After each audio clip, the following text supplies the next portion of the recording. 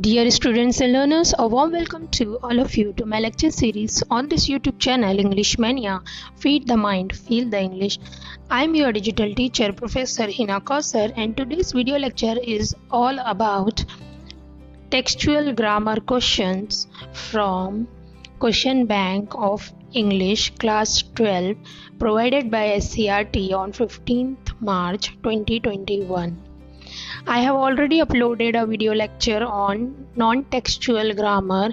Please go and watch that video lecture because all the important grammar topics are there that can be asked in your 12th board examination. Now let's begin this video lecture. Now let's see question number 5.1. Question is, it was a remarkable place in many ways. Choose correct alternative to rewrite the given sentence as an exclamatory sentence. देखिए इसके पहले क्या होता था, जो grammar questions आते थे उसमें से ऑप्शंस नहीं दिए हुए होते थे, आपको ऑल्टरनेट नहीं दिया होता था, आपको डायरेक्ट आंसर लिखना होता था। लेकिन यहाँ पे आपको काफ़ी इजी करके क्वेश्चन दिया है और आई होप कि बोर्ड एग्ज़ाम में भी आपको ग्रामर के क्वेश्चंस ऐसे ही आए जिसमें आपको ऑप्शंस रहे। आपको एक्सक्लेमेटरी सेंटेंस बनाना है इस सेंटेंस का, it was a remarkable place in many ways.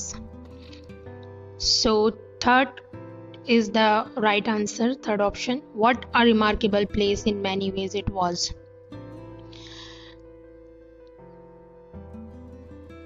Second question is, he spread out his professional equipment which consisted of a dozen cowrie shells. Choose correct alternative to rewrite the given sentence. आपको compound sentence बनाना है। Compound sentence के लिए याद रखिए हमेशा and word जो है वो कंपाउंड सेंटेंस में आएगा, दो सेंटेंस को जोड़ेगा and word. He spread out his professional equipment and it consisted of a dozen cowrie shells. Find the synonyms. Synonyms का मतलब होता है similar words. Confusing का synonym है bewildering, hanging around, daylight, difficult to understand, obscure, magical effect, enchantment. Second question is based on second lesson 1.2 on saying please. Let's see A5 activity of this question. Number 1 is, if I am physically assaulted, it will permit me to retaliate. इसको आपको unless use करना है इस sentence में। Third is the right option, unless I am physically assaulted, it will not permit me to retaliate. देखिए question देखिए और answer देखिए। if I am पहले तो if हट जाएगा, if की जगह पे unless लग जाएगा, कॉमा की जगह पे कॉमा रहेगा। बस आपको ये बात ध्यान रखनी है, जो सेकेंड पार्ट है आपके सेंटेंस का, उस सेंटेंस के सेकेंड पार्ट में नॉट लग जाएगा और नॉट हमेशा हेल्पिंग वर्ब के बाद ही लगता है। अनलेस आप जब भी लगाते हो तो second part of the sentence में आपको नॉट पुट करना है और नॉट हमेशा आपको हेल्पिंग वर्ब के बाद लगाना है। Second question is, the law will protect me against violent retaliation. आपको यहाँ पे मॉडल ऑक्सिलरी यूज़ करना है ऑब्लिगेशन। ऑब्लिगेशन के लिए आप याद रखिए हमेशा कौन सा मॉडल ऑक्सिलरी आएगा, मस्ट। मस्ट जो है वो ऑब्लिगेशन के लिए यूज़ होता है। देखिए कैन है फर्स्ट वाले में, कुड है, मे है, मस्ट। मस्ट जो है वो ऑब्लिगेशन के लिए यूज़ होगा। Fourth is the right option. Find out the words from the passage which mean the following. तो लैक ऑफ कर्टसी के लिए हमारे जो 1.2 वाले लेसन है उसका पैसेज जो आपको क्वेश्चन बैंक में दिया है वो वर्ड आया है discourtesy. Fight with the fist, to box. Uncultured के लिए बूरिश वर्ड आया है एंड अटैकर के लिए एसिलियंट आया है। क्वेश्चन नंबर 3 जो है वो 1.3 वाले लेसन में से the cop and the anthem. Let's see A5 activity. Question is, the policeman refuse to accept Soapy even as a clue. यहाँ पे आपको क्या करना है, ट्रांसफॉर्म करना है सेंटेंस को as a negative sentence. Negative sentence बनाना है आपको रिफ्यूज़ का ऑपोजिट पता होना चाहिए। अगर आपको रिफ्यूज़ का ऑपोजिट पता है एक्सेप्ट हर जगह पे लगा हुआ है, लेकिन first one is the correct one because the policeman didn't accept Soapy. Did not आएगा क्योंकि क्वेश्चन जो है आपका वो रिफ्यूज्ड है, यानी सिंपल पास्ट टेंस है उसमें। सिंपल पास्ट टेंस की वजह से हमने डिड नॉट लगाया और रिफ्यूज का ऑपोजिट हमने एक्सेप्ट लिख दिए। Third question is don't you think that I might have had something to do with it, said Soapy. आपको इसको इनडायरेक्ट स्पीच में कन्वर्ट करना है। यहाँ पे आपको ऑप्शन दिए हुए हैं, second is the right option. Soapy asked if he did not think that he might have had something to do with that. A6 is match the words in column A to column B. So, first one is stroll and hell. It means walk in a leisurely way. So, these are the options, correct options B, C, A, E. Decadent means old and worn out. C. Third is limbo.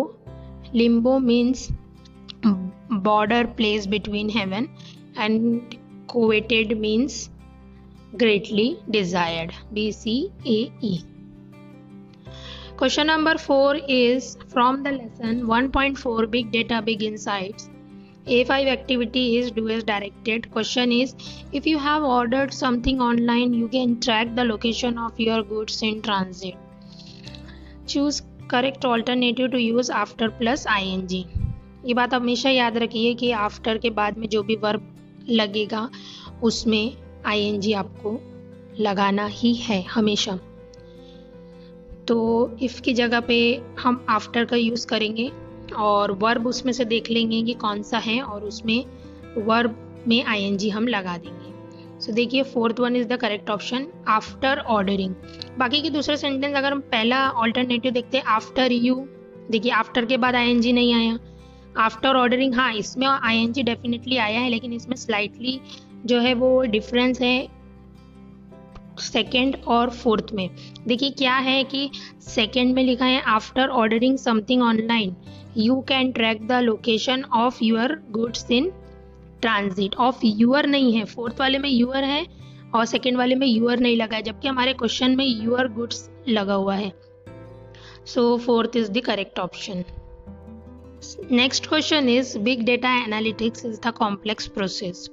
Choose correct alternative to change the sentence. Again आपको negative sentence बनाना है। Big data analytics is the complex process. देखिए complex का opposite होता है simple.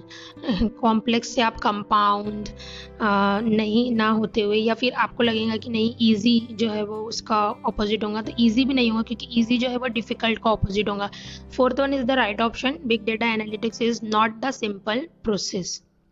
So next question is from the lesson Into the Wild.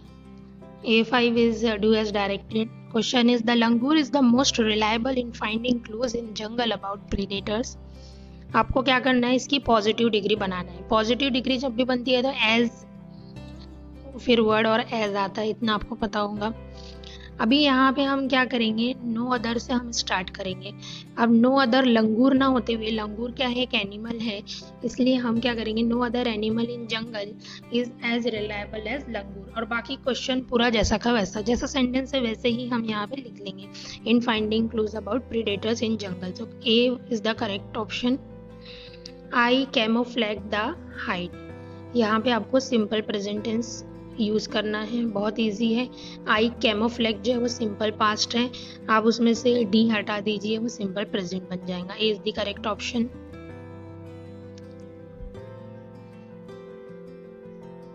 Find words from the extract which mean the following. To hide one self by covering up with natural और artificial material to mislead the enemy, इसको हम बोलते हैं camouflage. Finishing the work के लिए हमारे passage में आया था word wrapping up. Making one self safe from danger secure. To successfully walk over के लिए आया था tread. Question number 6 is from the lesson voyaging towards excellence 1.8। A5 activity has two questions. One is, not only did I have a very weak vocabulary, but my pronunciation also was terrible. आपको क्या करना है, simple sentence में इसको convert करना है। जब simple sentence आप बताओगे तब कॉमा हट जाएगा, बट हट जाएगा, नॉट ओनली भी हट जाएगा। Correct option is A, because I had a very weak vocabulary with terrible pronunciation. With आपको यूज करना है with terrible pronunciation. ना सिर्फ मेरी vocabulary weak है बल्कि मेरा pronunciation भी खराब है. अगर हम हिंदी में उसका ट्रांसलेट करते हैं तो, और जब हम ये सेंटेंस पढ़ते हैं I had a very weak vocabulary with terrible pronunciation, तो इसका मतलब भी सेम होता है. I felt extremely humiliated. Choose correct alternative to rewrite the sentence using the noun form. आपको ह्यूमिलिएटेड का नाउन फॉर्म यूज करना है. तो देखिए C is the correct option. I felt extreme humiliation. Extremely humiliation नहीं होगा, यहाँ पे I felt extreme humiliation. Prepare a word register for language. बहुत इजी है. लैंग्वेज के लिए कौन कौन से वर्ड यूज होते हैं वो आपको लिखना है. तो प्रिपेयर अ वर्ड लिखा हुआ है यहाँ पे, कोई एक वर्ड लिखना है. मैंने 4 लिखे हैं. कम्युनिकेशन, स्पोकन और कम्युनिकेशन, प्रोनाउंसिएशन इंग्लिश, और आपको जो याद है वो भी आप लिख सकते हो. So that's all about this video. Thank you so much for watching this video, and if you have any question related to your syllabus and board examination, you can ask me in the comment box of this video. Thank you so much.